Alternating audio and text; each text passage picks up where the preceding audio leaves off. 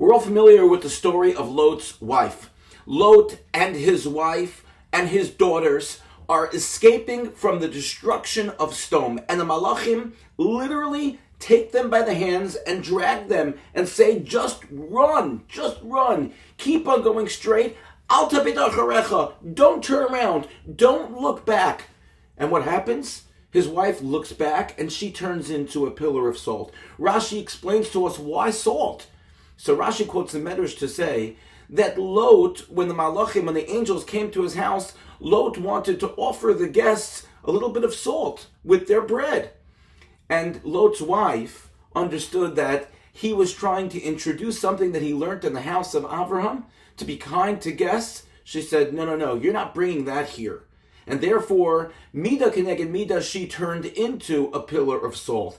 The message for her daughters, and for Lot from the Malachim is one which is powerful and applicable to our lives on so many different levels. Here was Lot. He left Abraham, his uncle. He left the world of Abraham. He left the inspiration of Abraham. He left the spirituality of Abraham.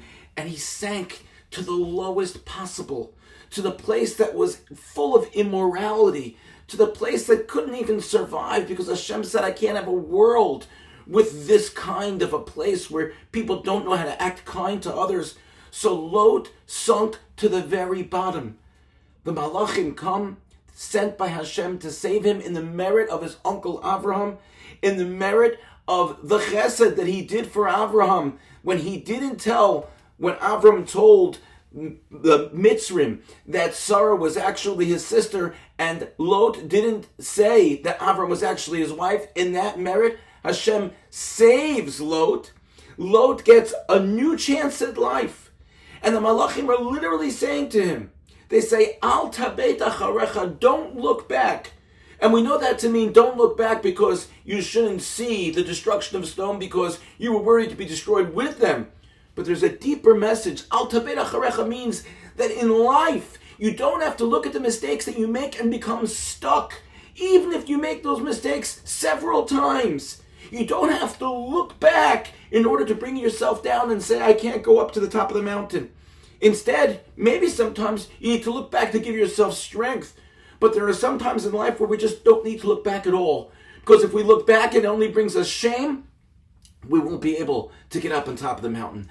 That was a message that Lot missed, even though the Malachim made it so clear to him. And that's a message that we can't afford to miss. We can't become stuck in the past or the shame of the past, the embarrassment of the past, of past mistakes that don't afford us the ability to look and see that we can still reach the mountain. We can still reach spiritual and moral and ethical heights, even though we may have made mistakes in the past. So the lesson from the Malachim to Lot, and the lesson for all of us, is that we have to look forward. Only look back in order to learn, but let's not look back in order to shame ourselves and to paralyze ourselves.